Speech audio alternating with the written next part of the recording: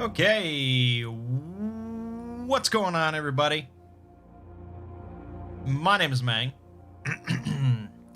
and today we're going to be doing something a little different. This is not a video game. Get your minds out of your screens. Well, no, don't do that. But this isn't a video game. This is, I guess, a board game. I guess you would it's akin to a board game. Subscription boxes have been a thing for a while now. You can get anything in a subscription box. You can get candy, you can get meat, as I do, you can get used underwear, and you can get games. And so I have never gotten games in a subscription box. That's not true. I was subscribed to Team Covenant's Arkham Horror LCG releases, but they were just distributing it. But anyways, mystery boxes is what we're doing today. This is a mystery in a box that you are intended to solve by piecing together clues hidden in documents and things like that. And the mystery continues as long as you pay them money. It's a novel concept. So normally, I mean, I've heard of these before. I've heard of them in the past. I've slept on it because there are plenty of board games and stuff that I have not even. You know, there's the Sherlock Holmes stuff. There's Mythos Tales. Both of those games I've featured on this channel in the past. There's Chronicles of Crime, which I've really been enjoying playing. I'm not even all done with that. But this did intrigue me. This caught my eye. I had to get it. It's October. This seemed just too perfect. This is Blair Witch. This is a mystery game in which you solve a mystery based in the Blair Witch universe, which I am a big fan of. Just like 30 minutes ago, I finished a script I've been working on for a exploring Blair Witch video. So I've got all the lore up in my head. I don't know how relevant that is to this game, but I'm very excited, and I figured I would, we used to do this all the time. We used to do this all the time with Sherlock Holmes and with Mythos Tales and stuff. I used to just try and solve mysteries on camera. Never to great effect. I mean, I'm not very good at it, but I like it. I haven't done one in a while, though, and this seemed like a good chance to return to this format of just me in front of the camera with a mystery, and let's do it. And I figured I'd stream it just in case anybody wanted to chime in. Probably difficult to help solve anything unless you're here from the very start. But either way, you can catch the VOD. I don't know how long this is going to take. I don't know anything. I have not really opened this box, so I don't know what's going to happen. But let's dive into it. So, I received an email in universe. I received an email from a character that's involved here, and this sort of sums up things. So the email is from a woman named Rosemary Kent, which sounds like a witch already, so I'm a little suspicious. Apparently, I am a detective, probably private. Hello, detective. I need your help finding my son Liam. His case is complicated, so I won't try to explain everything just yet. The package I'm sending you should take care of that. So in universe, she is the one that sent us this box with nice logos and everything. It's going to take a while for everything to get to you, though, so I wanted to reach out and explain a few things while you wait. I live in a town with a long history of suspected supernatural phenomena, and an equally long history of very real disappearances. I'm used to all of the legends and the rumors since I've lived here for my entire life, but it can be a lot for a newcomer to process. That's why I've taken the liberty of signing you up for a few services that might help prepare you for your investigation. One is the monthly newsletter for the show, that the show Super Neutral, one of my son's favorites, sends out. They convert a lot of legends and folklore, and listening to them might help you form a more even-handed opinion of the so-called supernatural. Then there's the Burkittsville Good Fences feed, which is a sort of community notice board. You should receive all the urgent, high-traffic posts from the site so that you'll know if there's anything particularly noteworthy happening in town over the course of your investigation. Then there's also our local museum's Photo of the Month newsletter, which is curated by my close friend Anthony. That should give you some insight into the town's legacy. You should expect to start seeing all of them in the coming weeks, once you receive the package I'm sending you. I've sent them to be automatically forwarded from my own account, so just keep an eye out for this email address. And once again, thank you. There's a lot to do, but having reached out to you, I feel like I've taken an important step in the right direction. More soon, Rosemary Kent. Okay. Now, so far, the only other thing that I've received from her is the link to the episode of Super Neutral, the podcast discussing this case, I guess, or whatever. She says, I can't believe they're roping my own case into these insane stories they're telling. So we're going to go ahead. I have not listened to this. I have not done anything. So we're going to listen to this podcast together and get some more info. Welcome to Super Neutral, the bite-sized paranormal podcast that pits a believer, that's me, Ed Barrett, against a skeptic, that's me, James Durant. On this minisode, we're going to talk about the legend of the Blair Witch. Right. Now this is interesting, because I only became aware of the Blair Witch a few years ago when you told me the story. Really? That was the first time you'd heard the story? Uh-huh. But before we get into it, maybe you should quickly explain exactly what the legend is. Yeah, okay, sure. So, for those of you out there who don't know already, in a small town called Burkittsville out in Maryland, there's a story that stretches back over 200 years. They say that some local children accused an old woman of taking their blood. The townsfolk insisted that this woman was guilty of witchcraft. They tried her, found her guilty, and depending on who you believe, they either abandoned her in the woods or executed her by hanging. And don't they say that she came back a year later to exact her revenge or something like that? Yeah. She said to have returned to steal away those children that had accused her in the first place. Since then, basically, people in Burkittsville always blame the witch when someone goes missing, which, to be fair, seems to happen pretty frequently. Yeah, just a few weeks ago, a terrible disappearance struck the town of Burkittsville. Yeah, it was a teenager named Liam Kent. Horrible stuff. There's already a lot of speculation that the Blair Witch was to blame. Okay, so should I just go ahead and assume you believe in the Blair Witch? You can't argue with the stats, James. I showed you the list of disappearances in those woods. Children drowned in an inch of water. College kids going missing on a hike never to be seen again. It goes on and on. I'll book the tickets right now. No thanks. I'm just saying. There's a laundry list of people the witch has taken, you know? So listen, I realize that I'm supposed to be the skeptic in all things here, but I have to admit, I found myself really getting into this story. It's fascinating. There's so much to talk about in the legend of the Blair Witch. We'd need months to do it all justice. Without a doubt. But briefly, I have notes here about a serial killer from the 40s who blamed the witch for his murders. Stories of horrible rituals being conducted in the woods. It's all really fascinating. There's so many different terrible things people have tried to get away with by saying the witch made me do it. If there are really that many awful things happening in Burkittsville, what makes you so sure that there isn't something evil causing it all to happen? Something, I don't know, as yet unexplained? Well, for one thing... By your own admission, a lot of people have gone missing there, right? Well, hey, I'm glad you said that, because I looked it up. And according to recent data, you are no more likely to go missing in Burkittsville than really anywhere else in the United States. Is that true? I have it right here. Huh.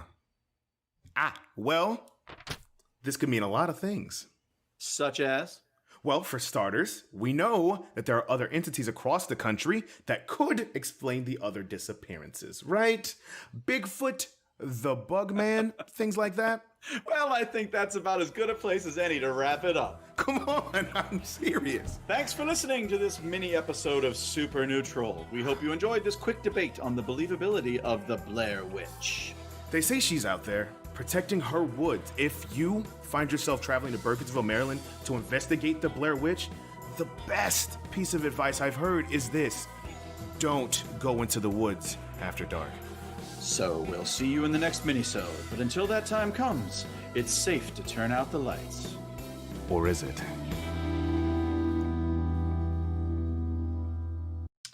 Okay, so that wasn't like the worst summary of the Blair Witch universe.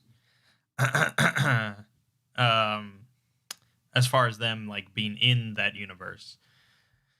But I mean, let's be clear. As in the Blair Witch universe,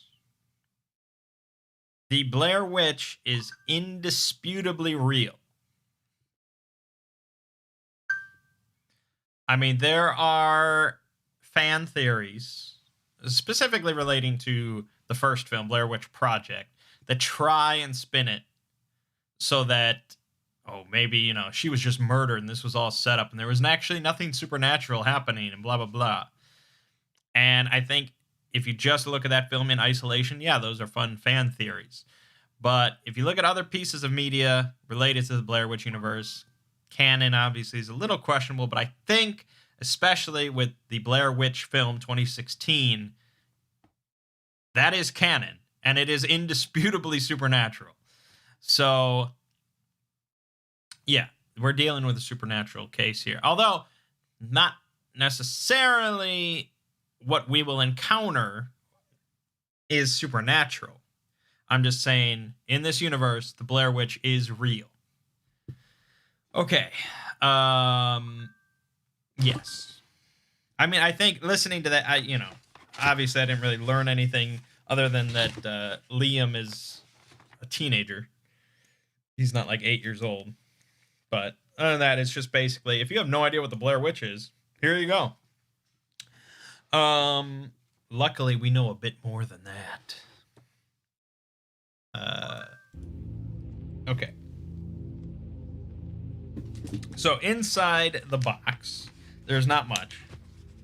There's not much out in the open. There's just a couple of things here. Basically promotional stuff for a Hunt a Killer. It says, take notes. It's not a race. Blah, blah, blah. It also says, dedicate a space to play. You'll need to keep your evidence organized for future reference. Don't lose anything. I mean, if you could see my desk, you would laugh, but we'll be fine. And then basically there's a QR code if we need some hints. And eventually we will plug in a solution of some kind to see if we're right or wrong about something. So then we have this folder containing who knows what. I have not opened it. We are opening it. Oh my god, it's industrial.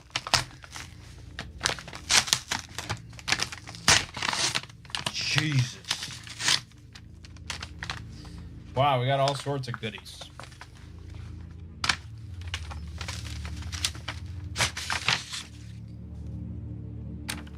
Okay, I think that's it. Good. Alrighty. We have a pen. That's nice. Untold Tales magazine, it says. We have a necklace, I guess, or a bracelet with like a tooth on it. I don't know how well you can see that, but it's a tooth. Okay. We have a journal, property of Liam Kent. We have that.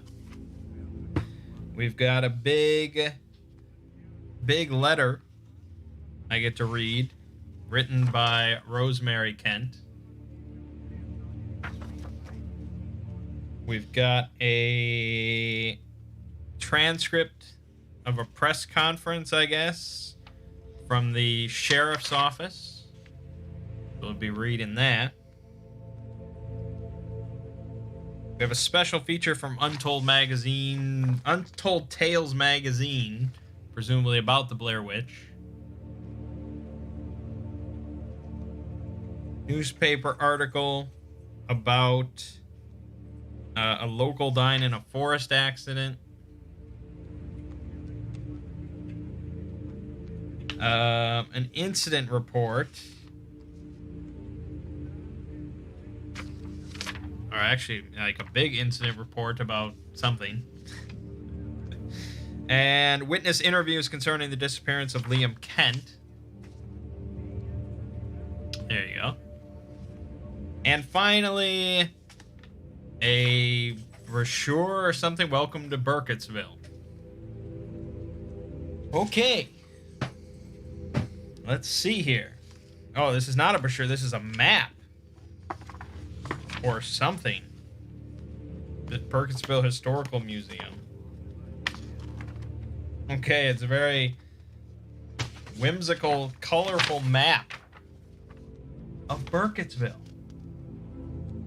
There you go.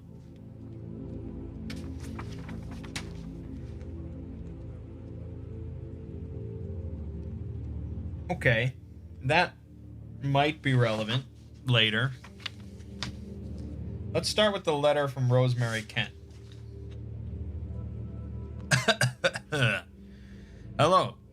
It's been weeks since I felt any sliver of hope, and frankly, I was starting to lose my mind a little before I found you. 4 months ago, my 15-year-old son Liam went missing. I'm not going to tell you that I've got a sixth sense, or a gut feeling, or a mother's intuition. I don't buy into all of that, but I do believe he's out there and that he needs me. He needs us. Liam was always a sensitive kid, but he was devastated when his father passed away 4 years ago. He's been in a vulnerable place ever since. The sheriff told me that this sounds like a typical teenage runaway, but that can't be the case. I know Liam, and he cares too much about me and his younger brother Tristan to put us through this. He loves our dog, Tank. He loves our home. It took the Burkittsville Sheriff's Office less than a month to write Liam off as a lost cause, and it took the rest of the town even less time to blame his disappearance on our ridiculous local superstition. Let me explain what I mean by that. This area is small and isolated, and the only thing that's ever made us worthy of any note is a long history of deaths and disappearances that stretches back to the 18th century town of Blair. So much genuine evil in the world, and people choose to believe in boogeymen. Since the people around here have decided that they're interested in fables over facts, I have to rely on you to get to the truth. I'm sending you a few documents from the official investigation into Liam's disappearance, whatever help they may be, as well as a few things that may help you understand both Liam and this town a little better. I'm also sending everything I found laid out on Liam's desk the day he went missing, a magazine spread, his journal, and a pen that was placed inside of it. Additionally, I'll be passing on something that has made me fear the worst, despite myself. It's a bracelet that was given to Liam by his father. He never takes it off. We've got a vague idea of Liam's movements on the day he went missing, but his trail goes cold in the early afternoon. Even though a few people saw him wandering around town, none of them knew exactly where he was going. I need you to find out where my son was going on the day of his disappearance. Finding that place is our best shot at discovering evidence that nobody else has looked over yet. As soon as you figured it out, contact me at kentcase.com. It's a personal site I set up to keep tabs on Liam's case. The password is Burkittsville8. You should see a link to my tip line. Just type the name of the place Liam was headed there. I'll be sure to respond as soon as possible. Eagerly anticipating your findings, Rosemary Kent. Alright. So, one thing I guess I didn't mention is that in-universe, the Blair Witch Project was released as like a film. And most people think that that's only like the Blair Witch 2, the film that presents it as if Blair Witch Project was a real movie that they released in the universe. But actually, Curse of Blair Witch, I believe it's Curse of Blair Witch, the mockumentary talks about how the mother of Heather contacted the film studio to release the footage and put it together as the Blair Witch Project in order to, like, figure out what happened to her daughter. So I'm pretty certain, canonically, Blair Witch Project exists in this universe. I mean, it's possible they're just ignoring that because they're never mentioning it. But in which case, it doesn't really matter as far as this investigation is concerned. Okay, so based on that, we have a 15-year-old kid, apparently had a great family life, although his father died 4 years ago, and he's been vulnerable ever since.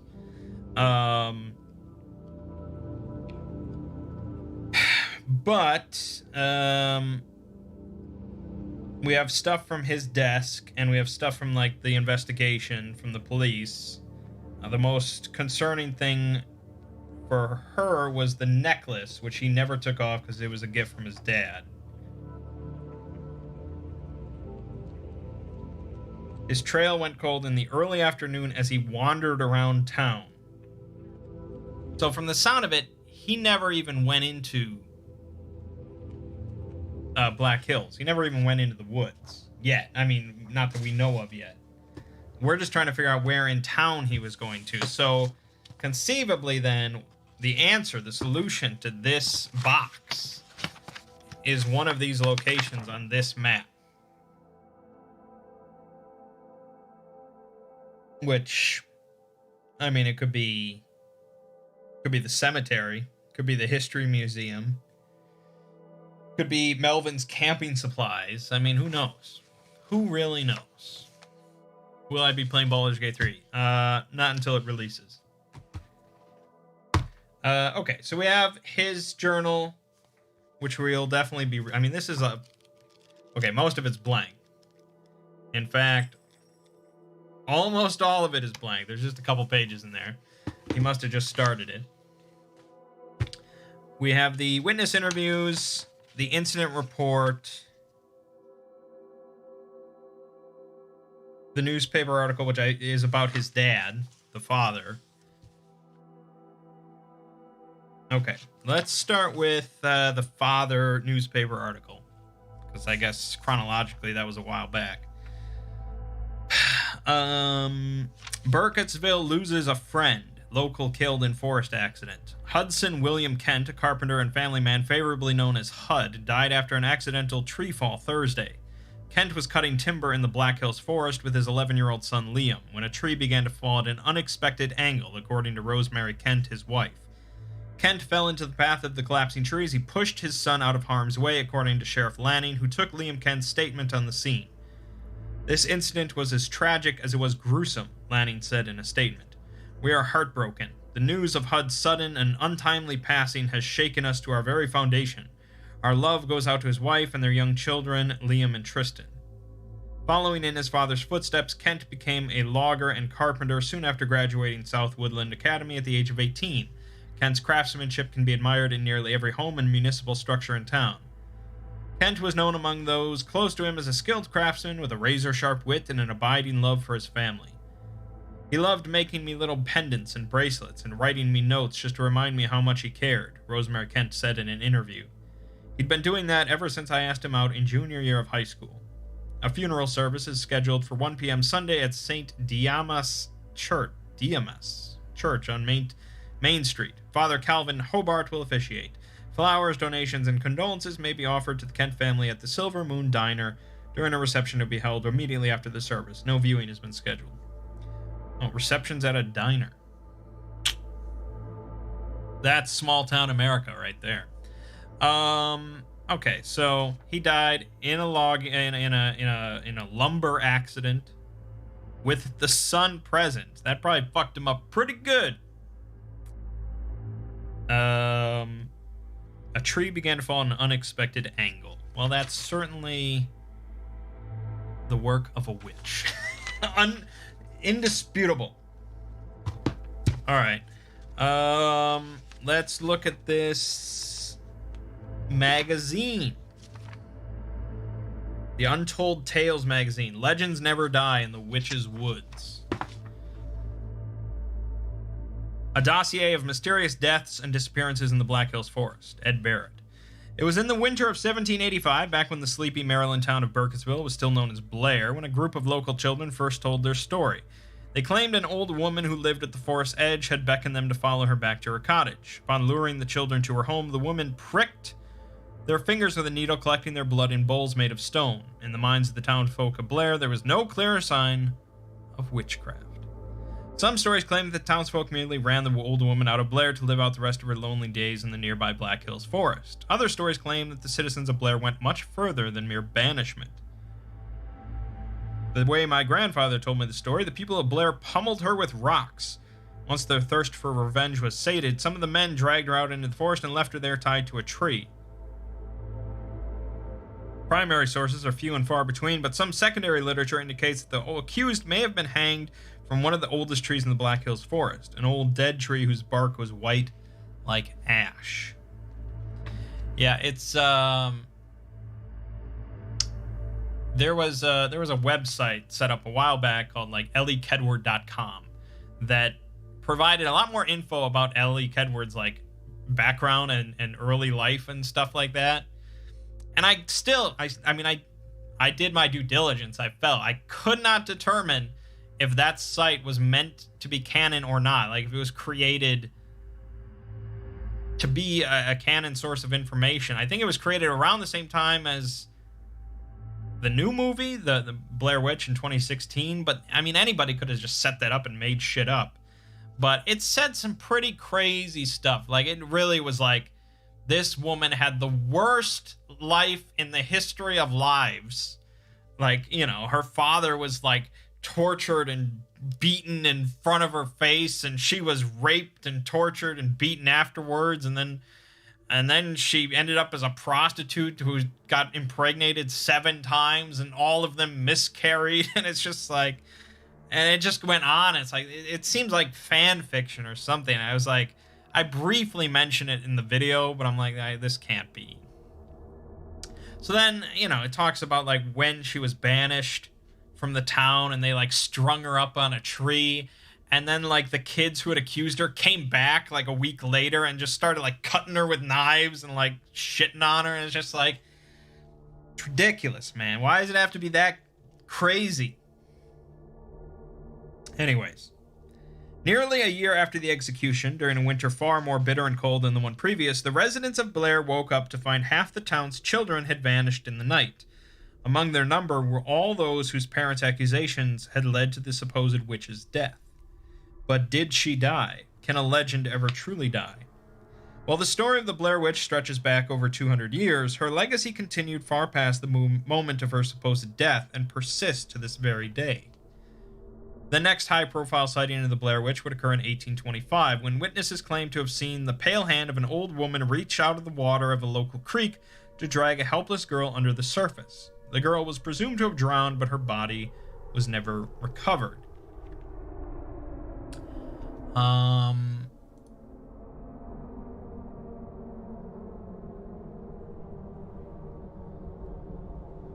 Yeah.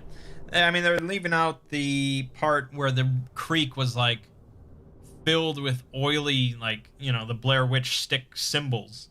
And, like, the water was completely, like, tainted, and they avoided it for decades.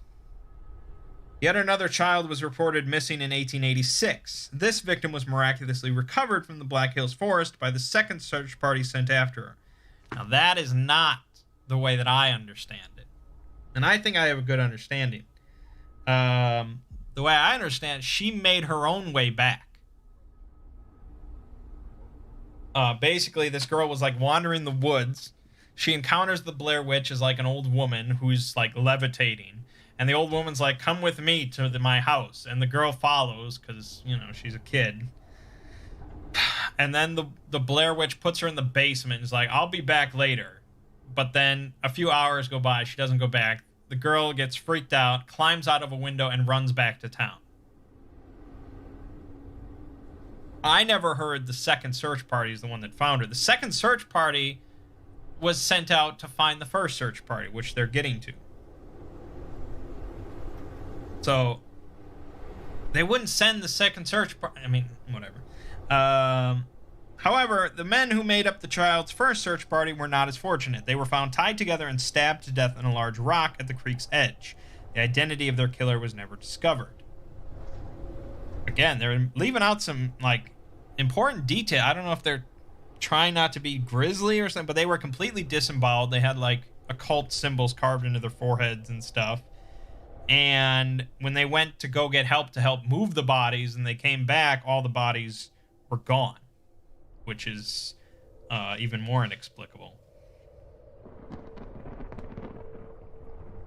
The witch seemed to lie dormant for over 60 years after the incident at the Rock. However, tragedy would eventually strike the area once more when an eccentric hermit who made his home in the Black Hills Forest confessed to the kidnapping of 8 children and the murder of 7, claiming that the voice of an old woman had urged him to commit these crimes. Was this man a cold-blooded killer, or could he have truly been compelled to kill by the Blair Witch herself? Then, in October of 1994, 3 student filmmakers disappeared in the woods near Burkittsville while shooting a documentary. While their footage was recovered, the students themselves remain missing to this day. Merely 2 years after the students' disappearance, a young boy is believed to have been abducted and taken into the Black Hills Forest. His search party would not emerge unscathed or without grim and mysterious stories of their own to tell. While many locals still insist on the existence of the witch, some believe that a dangerous drifter is responsible for the most recent of these cases. Now, this is interesting, because that's the events of the game, the Blair Witch video game that came out recently. But they're not even mentioning the events of the 2016 film. And that's something I sort of struggled with in the video, in my summary, is that unlike the Blair Witch Project, which, like I said, is very much, they created it to be real. You know, it's like this real thing that happened. That was their intention. And in universe, it's a real thing that happened. Blair Witch 2016, they tried to sort of make it seem like it was a real thing. Like, they sort of copied the Blair Witch Project. They set up, like, Facebook pages for, like, the missing persons and stuff. They tried to make it seem real, but then it's like, there's no explanation. They didn't do any mockumentaries or did any explanations for how we recovered this footage or anything like that. They just sort of, because it didn't do well financially, so they're just like, fuck it, we're done. So this surprises me that they would talk about the game events and not the movie. Usually movies are a bigger deal, but this went for the game. And so it's talking about Dangerous Drifter. So in the game, there's the character Carver, who is believed to be responsible for kidnapping the boy.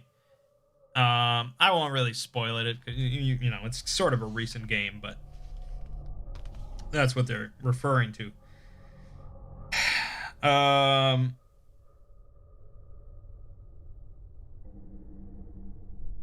That particular case hits closer to home for me than most of the gruesome incidents that haunt this town's history since I was in high school when it happened. An interesting fact, hikers often found strange carvings on many of the forest's older trees for months after the case was closed. However, sightings of those carvings eventually died down. Isn't that strange? Shouldn't carvings on tree trunks have been more permanent than that?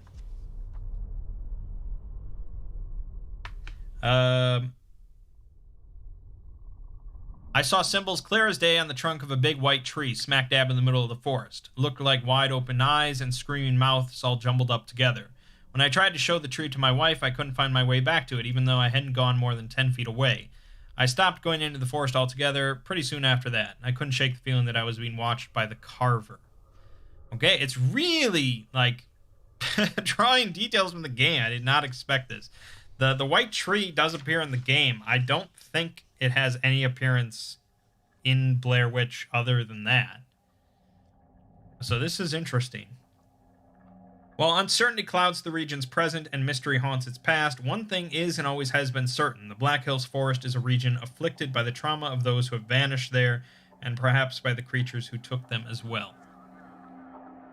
Okay. Didn't really tell me anything I didn't know. This was, again, more just like, hey, if you don't know anything about the Blair Witch, I know everything. No, that's not true.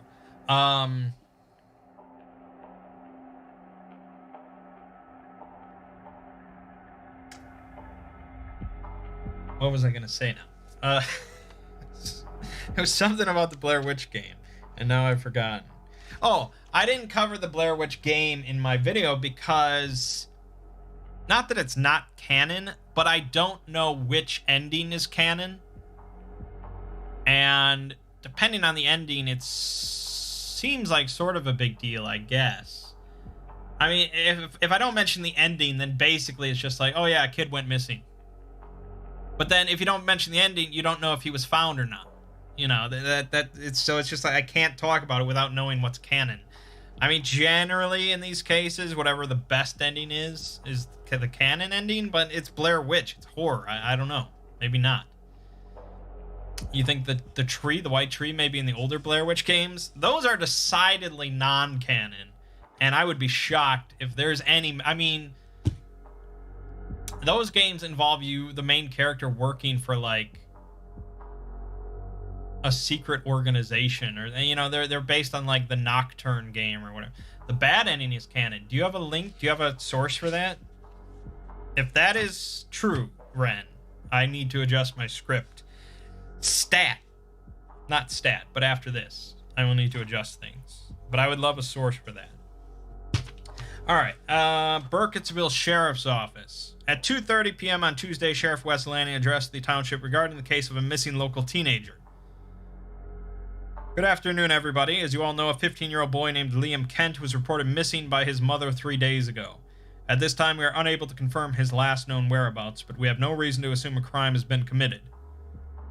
This is Aubrey Bird with the Burkittsville Town Bugle. Sheriff Lanning, what do you say to the rumors that... Please, if there's time, I'll take questions at the end of my statement. Search parties to locate Liam Kent have been mobilized, and we have already recovered one of the boy's personal effects, which was found by a civilian on the northern sidewalk of Main Street. We're taking that as a very positive sign. If you have any information that would be of interest to our investigation, please come forward. I must urge you, however, not to use this opportunity to contribute to the spread of dangerous rumors and hearsay. I will now take questions. Miss Bird. Some people are wondering if the case is being considered in relation to many of the previous disappearances that have historically been attributed to... You're correct in pointing out that Burkittsville as a community has endured its fair share of incidents like this, and so I say this with full knowledge of what many of you must be thinking, even if you have the good sense not to say it out loud. It is of the utmost importance that we keep ourselves calm, collected, and above all else, logical. I will not entertain any suggestions involving outdated superstitions, especially not when the case in front of us appears to be perfectly cut and dry already. Do not contact my office to provide details that might distract from the matter at hand. If we are able to keep our heads level, I'm confident that we'll be able to locate Liam Kent and return him home. Thank you. Sheriff, if I may, the former Sheriff Lanning, that is to say your uncle, apologies, I'm not quite sure how to phrase this. The former Sheriff Lanning led several high-profile searches in the 90s. How similar do you think that the search for Liam Kent will be to that investigation, considering that... Thank you, that's all the time I have. Please address my office with any further questions. Okay, so this Sheriff Lanning is the nephew of the sheriff in the game. Again, they must have really liked that game. I don't know, man. Even though...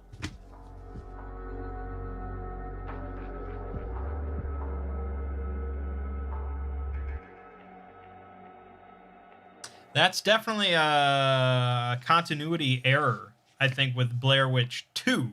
Which, again, I know a lot of people don't find canon, but they do find the mockumentary about it canon. But in the mockumentary and in the movie, the sheriff of Burkittsville at the time is a Sheriff Carver, I believe. So that's interesting.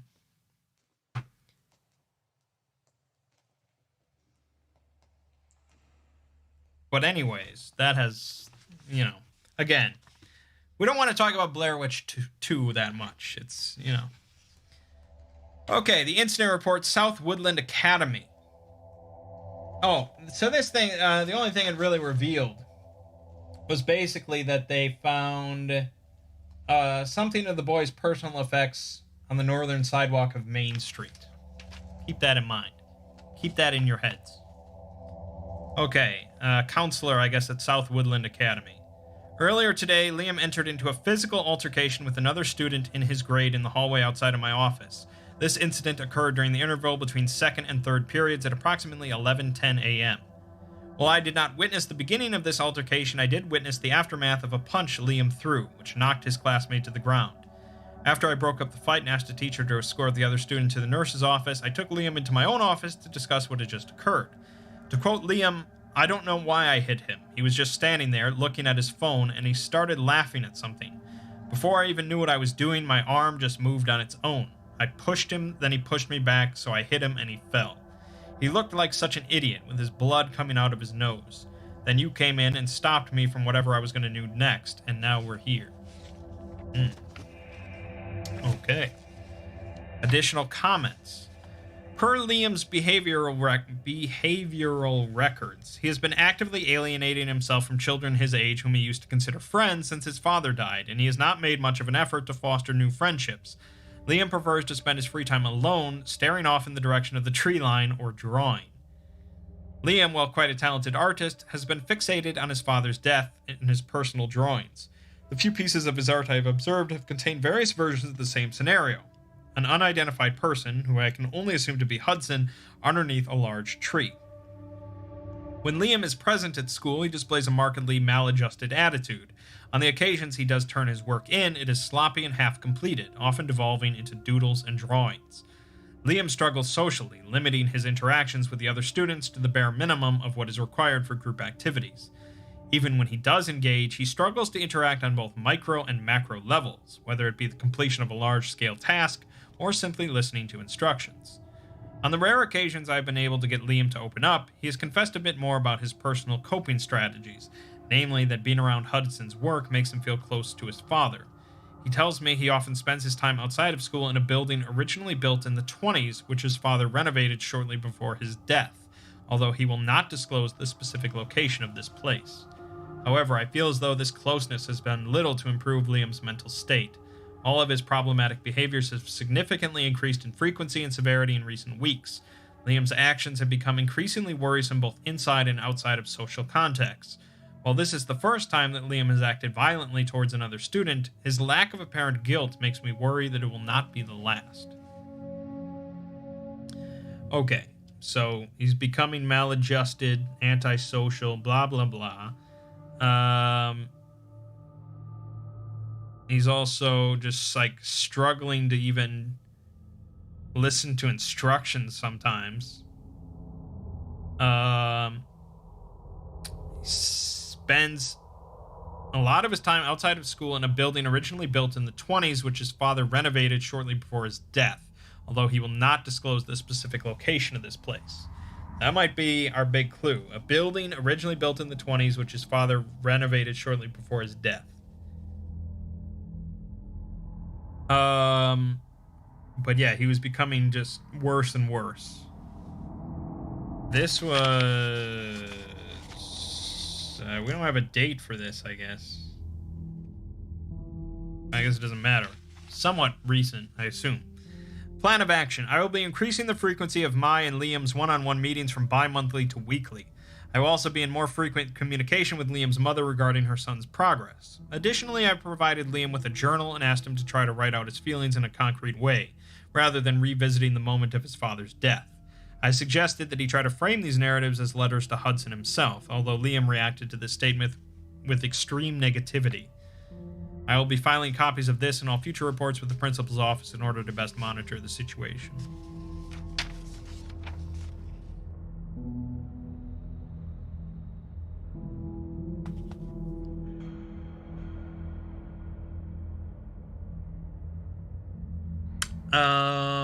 Both endings are canon as it's a time loop. Well, yeah, but either the boy gets rescued or he doesn't, right? I mean, as far as the outside world is concerned, not in a time loop. He's either rescued or not. That's really was my concern. What did this say about it specifically?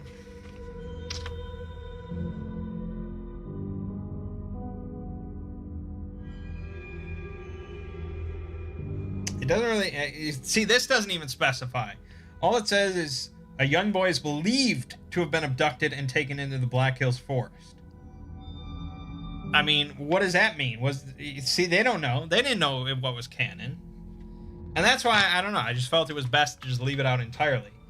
I mean, it's a cool game, it's got a cool plot and all that, but as far as a summary of the Blair Witch's lore, there was nothing really concrete for me to discuss there. All right, we got a big old stack of documents here about the witness interviews.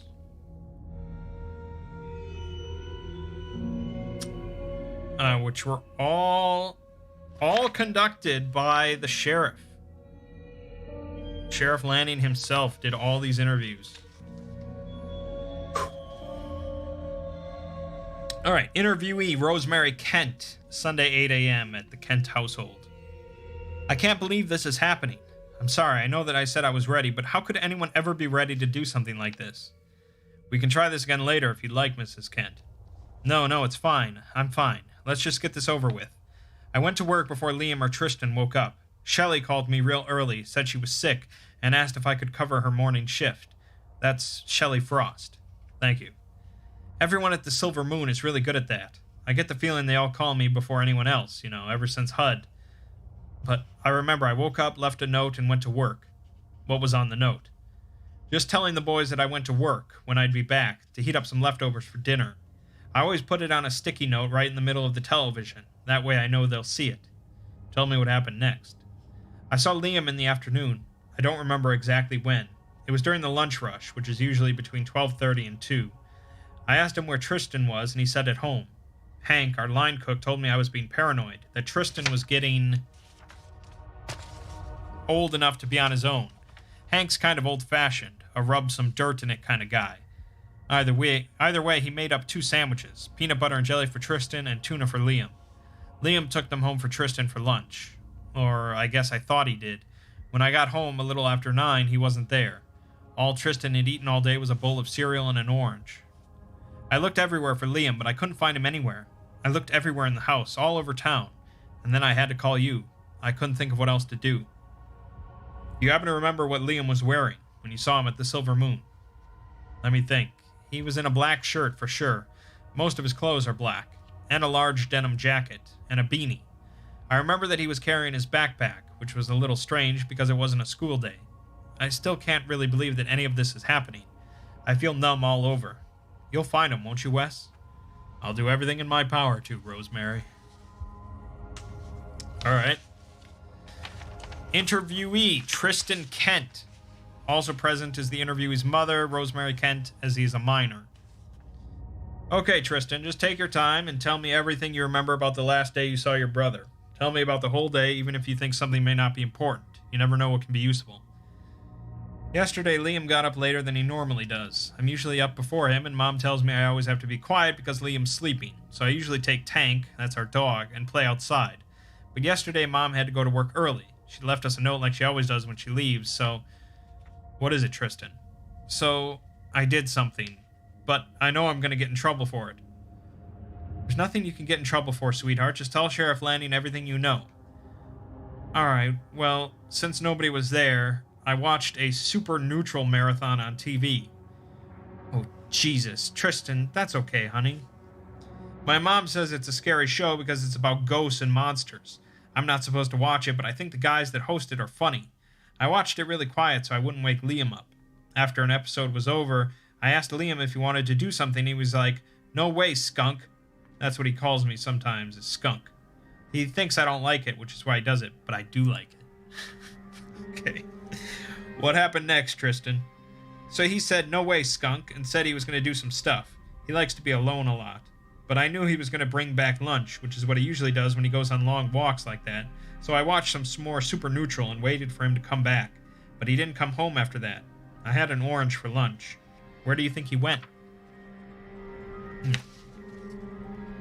Alright, interviewee, Father Calvin Hobart at the St. Dimas Church. Go ahead, Father. Yes, I do remember seeing Liam on that day. I was out back behind the church tending to the cemetery, which I typically do every Saturday around 3:30. Sometimes some of the kids from the high school hang out back there.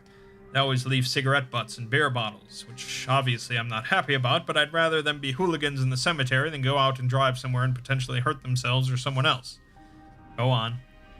So I saw Liam while I was cleaning up all that trash. He left some of his own, you know, the crust of a peanut butter sandwich, very wasteful. Regardless, Liam was out past the graveyard, standing just on the edge of the woods and looking in. I don't know how long he was out there before I saw him, but he looked like that for a moment before seeming to lose interest, and then he moved along and walked away down Main Street. But the whole time he was looking over his shoulder. Not at me, mind you, but at the forest. Why would someone like being called Skunk? I don't know, maybe it was just he liked his big bro, and having a nickname is nice. So basically, I think what's going to happen is we're going to have to piece together all these little bits of info about this day, and piece together times and positions in the town on the map to piece together where he was last seen, I suppose. Which seems like something the sheriff could have done, but... Alright, interviewee Harriet Gillard, I don't know. Tell me exactly what you saw, Miss Gillard. In chronological order, please.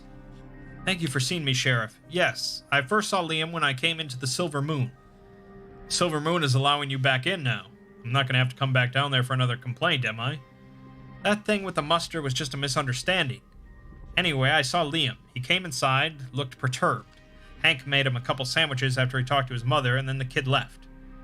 Did Liam say anything to you when you saw him? We had a little conversation. He started, "Hello, Miss Gillard," and finished off with, "Goodbye, Miss Gillard." What did you two talk about? Nothing, really, and not for very long. I asked him how his day was going. He said not well, but that hopefully it would be better after he finished his research. I asked what kind of teacher assigned him homework over a beautiful weekend like this one, and he just said goodbye and walked away. He seemed a little high-strung, kept fiddling with his bracelet so much I worried he'd tear it clean off his wrist. All right, Harriet, is that all? No, actually. I saw him again a few hours later, just for a second. I was buying some stamps around 4, and I saw him walking on the other side of the street. He looked a bit grim, if you ask me, hunched over. I must have assumed that he was walking home, but I suppose that wasn't the case after all, was it? Then, when I finished up and walked across the street to my car, I noticed something on the ground. It was the same bracelet I'd seen Liam wearing earlier. It must have fallen off when I saw him walking. Did you take the bracelet, or did you leave it there? I took it. I meant to give it back to his mother the next time I saw her. It's right here. Thank you for your cooperation, Miss Gillard. Alright. Interviewee, Clementine Lidwell. Okay, Mrs. Lidwell, just tell me everything you remember about seeing Liam on that Saturday. There's no such thing as an unimportant detail. Yes, sir. We were actually quite crowded that day, but I still remember seeing him because I made him finish his tuna sandwich before he came inside. Fish in a library, can you imagine? And of course, because of the altercation he got into. Liam came into the library like he often does. Very quiet, never needs help even in finding the most obscure reference material. It was right after story hour ended, so it must have been around 4 o'clock. Liam read for a little while on his own, and then another boy came in. I'm not quite sure of his name. One of the kids who only ever comes in to find the books for their summer reading, you know? But always a month too late. No, I don't have any more copies of the Scarlet Letter. Every other kid in town already has a copy out or on hold. Been a while since I've done a book report, Mrs. Lidwell. Of course. Anyway, Liam and this boy, they had an altercation and Liam left. Tell me about this altercation. I couldn't hear their words exactly, but I think that Liam instigated it. The other boy looked like he was asking Liam something benign. Liam snapped back at him, which caused the other boy to raise his voice. I think he called Liam a freak or something like that. Within seconds, their fight escalated to shouting, and Liam threw his book at the other boy. It was a compilation of topographical surveys of the area, which is quite bulky. Did you know that every major survey of this area has yielded vastly different results from one another? No two people can quite agree on an accurate map, although there are certainly those that experts consider to be closer to reality than others. It's quite a fascinating little mystery. Very interesting, Mrs. Lidwell, but not relevant to this investigation. Of course. Right. After that, I reprimanded them both. We did what we usually do when children misbehave in the library. Had them leave for the rest of the day. Cool their jets, you know, and come back tomorrow. The other boy refused at first, probably out of stubbornness. You know how kids are. Liam, though, left peacefully. He was so angry seconds earlier, but he was suddenly so calm. I don't know where he went, but I think I remember him turning left and walking down the street that way. All right, you've been very helpful. Thank you for your time. Sheriff, I know that it's a little uncouth, but I simply have to ask. Everyone in my book club will be furious with me if I don't. Have you been looking in the forest? With everything that's happened in the past, don't you think that something unnatural may have happened to the boy? To answer the first part of your question, we are mounting search parties in the immediate area, as is typical for an investigation of this sort. I won't entertain the second part. With all due respect, almost everyone who lives around here has had something happen to them in the forest that there's no earthly explanation for. Once, when I was walking around the very edge of the forest, I could swear that I saw a tall figure watching me. I got so scared that I tripped and fell down a hill. It nearly broke my neck and killed me. Have a good day now, Mrs. Lidwell. Alright, and this is the last interview. Anthony Rapinoe at the History Museum. Mr. Rapinoe, I know that you're a family friend of the Kents.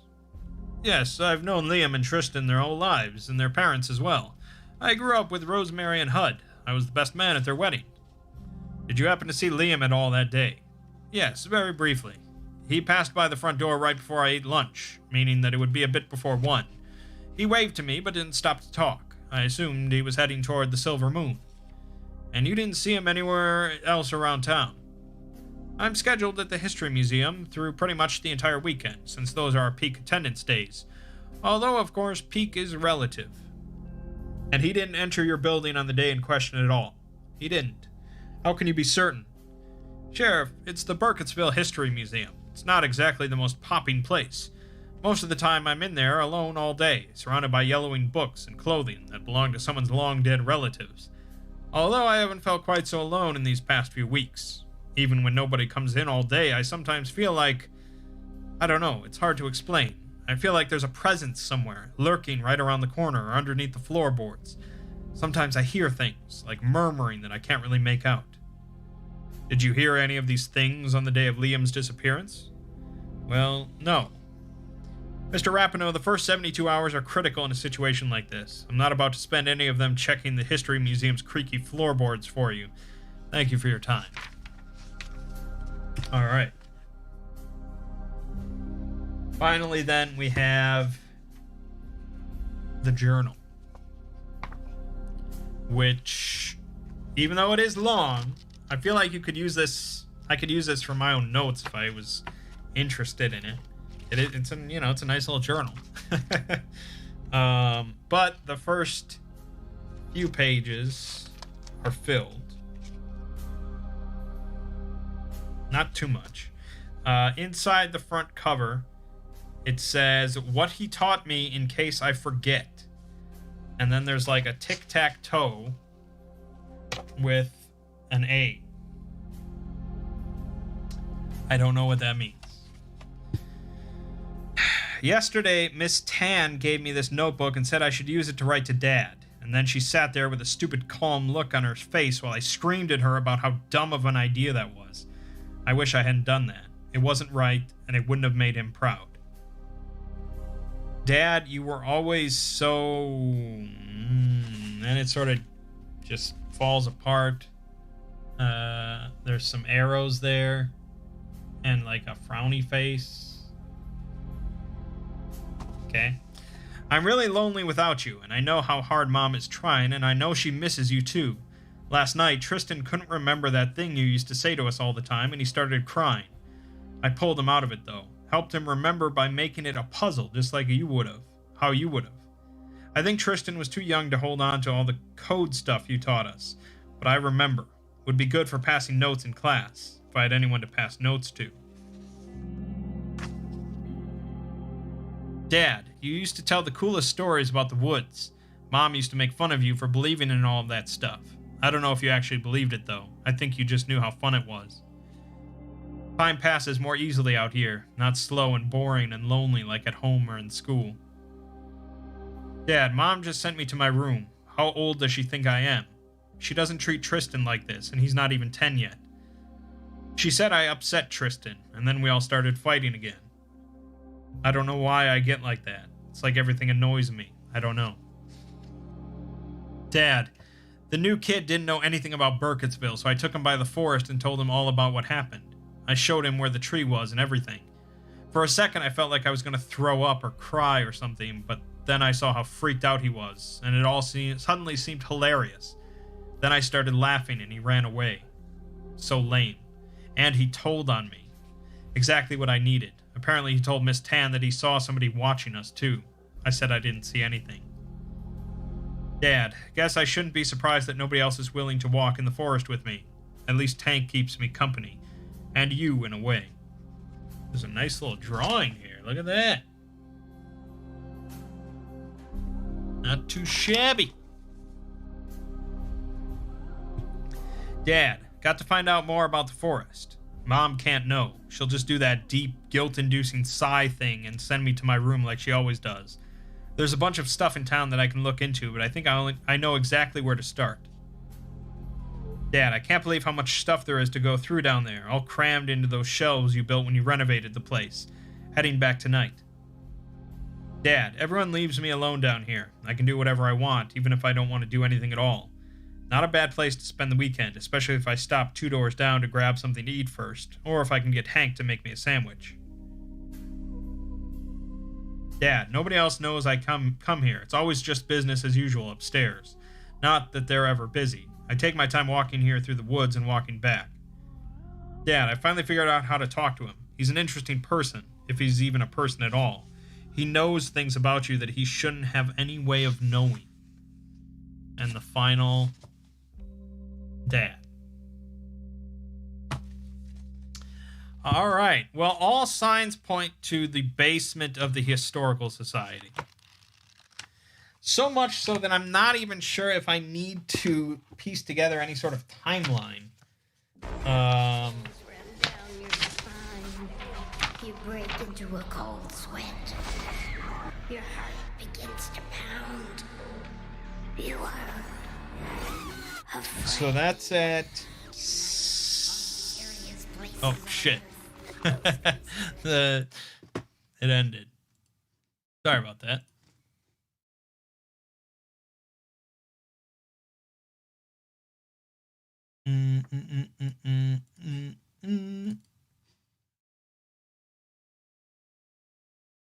There we go. Okay, so he says, stop 2 doors down for a bite to eat, but not the diner. So, 2 doors down is the cafe. Andy's Cafe. So, yeah, that sounds about right.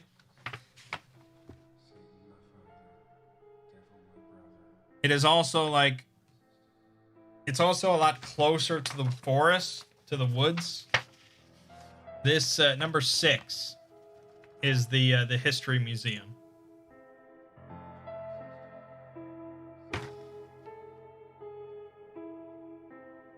I mean, I guess we can look at the timeline just to 12:30-ish. No, maybe around 1 he had stopped at the diner.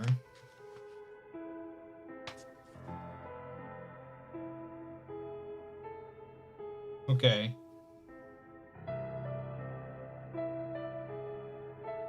$3:30.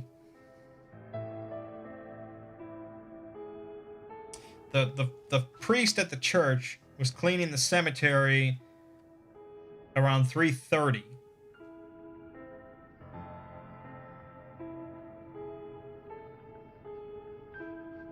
And he was standing out past the graveyard, standing on the edge of the woods. But then he left and went down Main Street. Okay. I mean, there's only one street. It's Main Street. Aside from that, that seems to be the latest time period, but I guess specifically...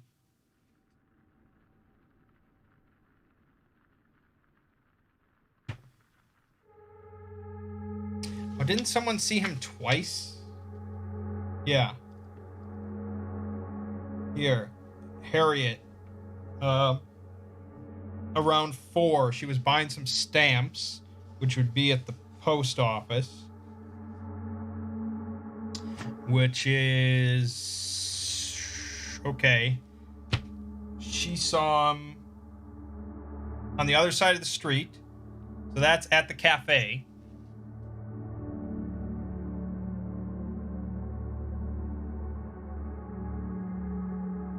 That's where he ditched the bracelet.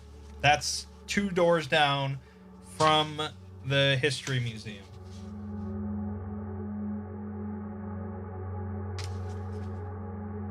Then the only thing...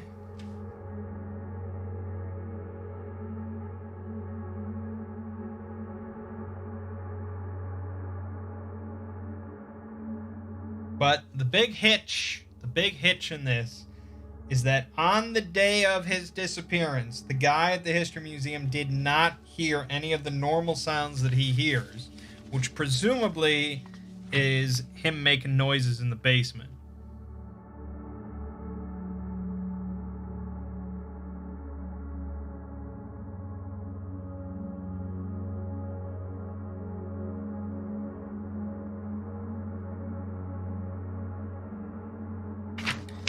So,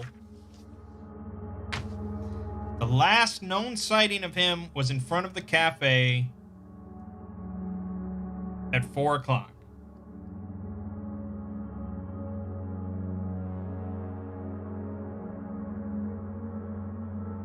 I think that we can probably say he was going to the History Museum, but he was diverted. He went into the woods instead. There really isn't much evidence aside from that.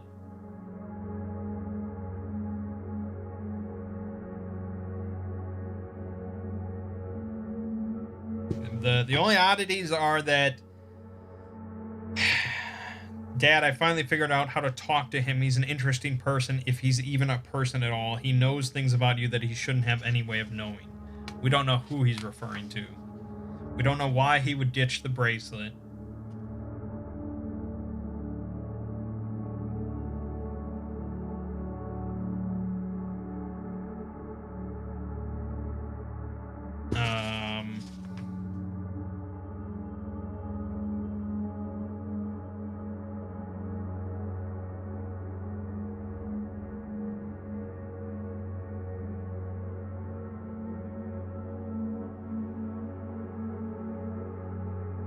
Here he says, nobody else knows I come here. It's always just business as usual upstairs. This, presumably he's talking about the history museums. Not that they're ever busy, which, as the guy who runs it implied, they're not that busy. But he says, I take my time walking here through the woods and walking back. Now this is odd because he didn't walk there through the woods. He was seen on Main Street.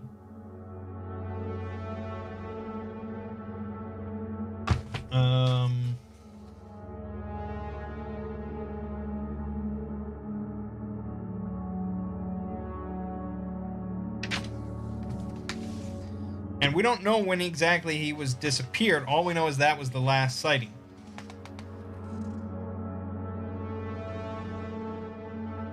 Because the mother was working till 9. The little brother was at home the whole time. So, but we do know that at like 3:30, he was at the cemetery by the church. Presumably, well, let me just double check. I think we have our answer, but I'm just, you want to be sure.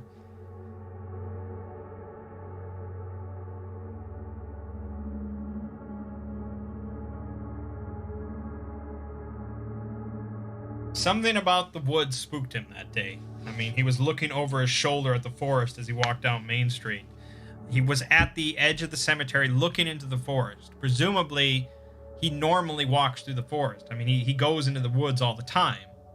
But something that day really spooked him, and that's why he didn't go through the forest to get to the History Museum. Instead, he took Main Street. But something mentally, supernaturally, whatever, diverted him. He never went into the History Museum that day, and he went straight into the forest. That's my guess.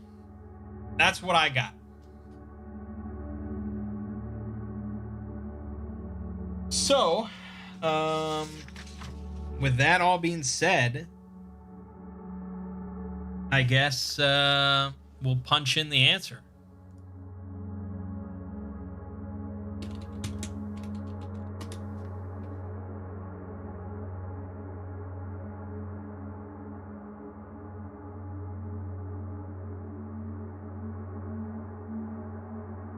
Okay. Oh, they even have a picture of Liam Kent. Uh-huh.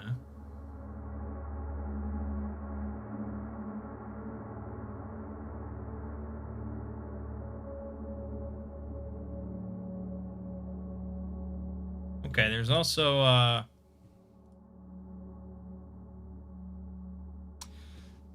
there's some posts here. Rosemary is running this site, so there's some posts.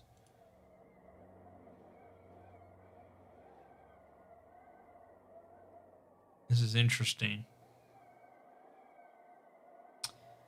This is a post on Good Fences, which seems to be like a Facebook clone. Kent family curse. Have you heard about what happened to the Kent boy? Poor Rosemary. It's a damn shame. First she loses her husband in that terrible accident, and now her son too. And didn't something just like this happen to her sister Jess right before she moved out west? Makes me wonder who will be next. You notice how it's been awfully foggy lately. You notice how it gets darker sooner than usual. You notice those weird marks and symbols about town. If you ask me, it's the witch. Certainly got me and my children in a fright. I'm keeping each of them close from now on. That's just an old wives' tale. If you ask me, it was that creepy historian, probably trying to reenact a killing from one of those dusty old books. It's always the quiet ones, mark my words. I agree with Diane. Witches? Ha! Have you asked the priest about the boy? He always gave me a bad feeling. Oh, now Rosemary chimed in. You stop that. Father Hobart has been nothing but good to this community, and Anthony has always supported me and my family when we needed it most, which is more than I can say for some people. You all know the woods are cursed, right? The witch lures folks into the woods. Karen might be onto something. If I were Rosemary, I'd take note. I'd say go find the boy now, before something else does. There's something wicked about those woods. My cousin's roommate once spent a day there and came back with a bushel of grays in his bright red hair and a scar he didn't remember getting. He also swears that he walked in at the crack of dawn, hiked for hours and hours, and that when he came out, the sun hadn't moved an inch in the sky. I hike in the Black Hills Forest every Sunday morning, and I've never seen any witch. I haven't seen anything weird or scary. I can't speak on whether it is a witch or not, but there is a pattern here that shouldn't be ignored. There's something out there that has been going on since before any of us were even born, and that's going to be out there long after we're all gone. Rosemary says, I'd appreciate it if you all kept your comments to yourselves. Believe it or not, you have no obligation to gossip. Even you, Anthony. Anyone consider Liam just ran away? He's a teenager. When he realizes he can't do much without his family, he'll be back. Okay. Then there's a photo of the missing poster for Liam.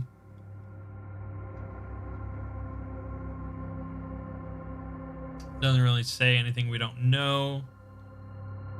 Okay. As for these posts, doubt there's anything too informative here. It's the people who have been writing to me about or even alluding to the witch. Grow up and get some manners. Even as a kid, I never understood why some people in this town were so committed to believing in such an obvious hoax. We might live in the middle of nowhere out here, but we all still live in the real world, and there's no more important time to remember that than in a difficult period like this one.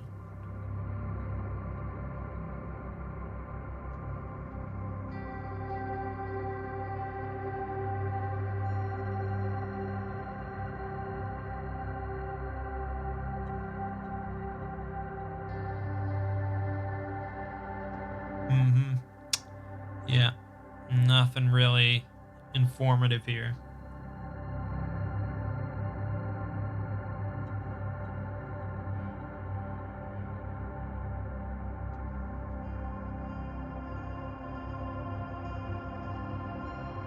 Shame on each and every person who's still 3 months out writes to me talking about witches and their minions and whatever else it is that you believe in.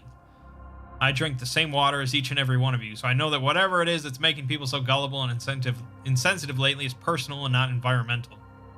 I'll be password protecting this site until further notice. Turns out that an empty inbox is almost as bad as an inbox full of nonsense.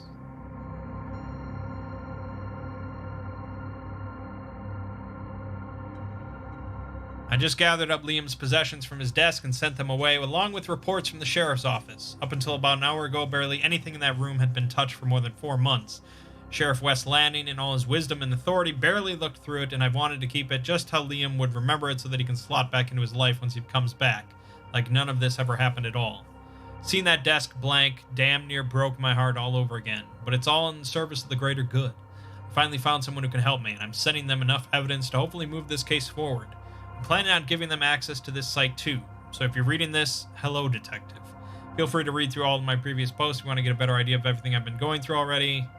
We've got a long path ahead of us, but I truly believe that by the end of this, you're gonna have led me right into my son's arms. Alright, let's yeah.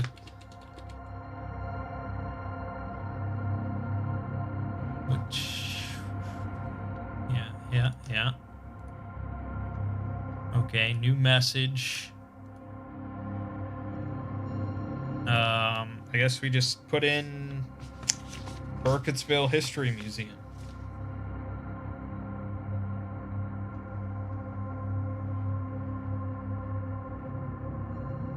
That's our answer.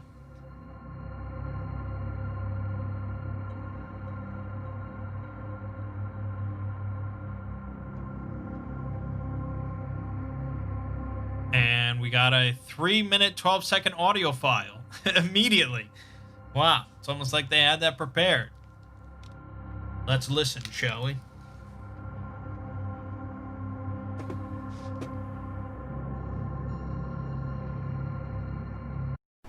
Liam was hanging out in the basement of the History Museum. I mean, why? What could have been down there?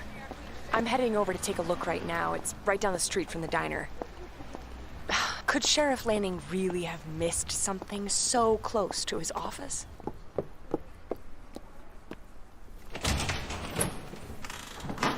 Hey, Anthony? Anthony? That's weird. The building's unlocked, but he's not here. Maybe he's in the basement. The door's right behind his desk. I'm just going to check.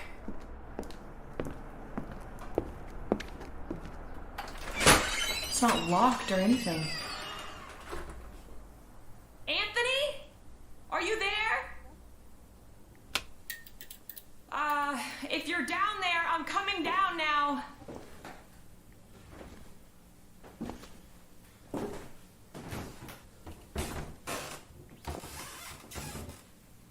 Jesus, why is it so cold down here?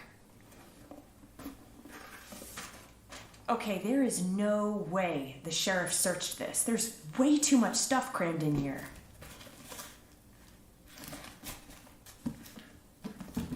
I'm gonna be here all night. But I guess the cold air will keep me sharp.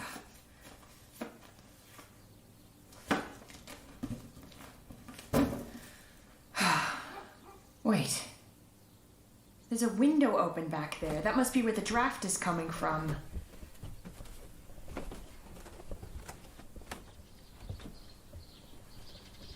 Who would leave this open?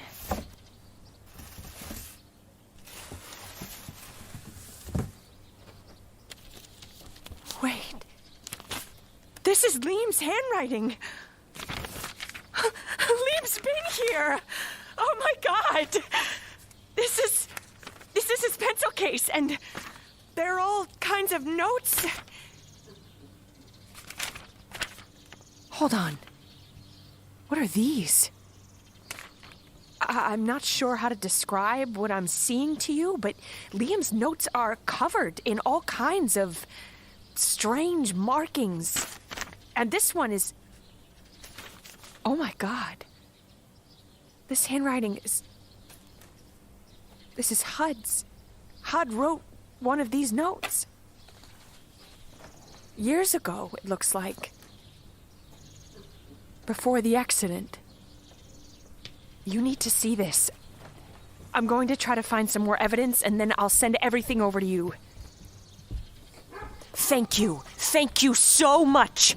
You've just gotten me closer to my son than I have been in months. Also, I discovered that this is not a pen. It's like a thing. It's a light. It's a UV light or something. I mean, I don't know what anything here would even... But maybe in the future, maybe I'm meant to hold on to this little thingamabobber. So we cracked the case. It's all solved. It's done. Mission accomplished. No, so that was, of course, just episode 1. The case is far from over, but it's gonna be building. It's an ongoing thing.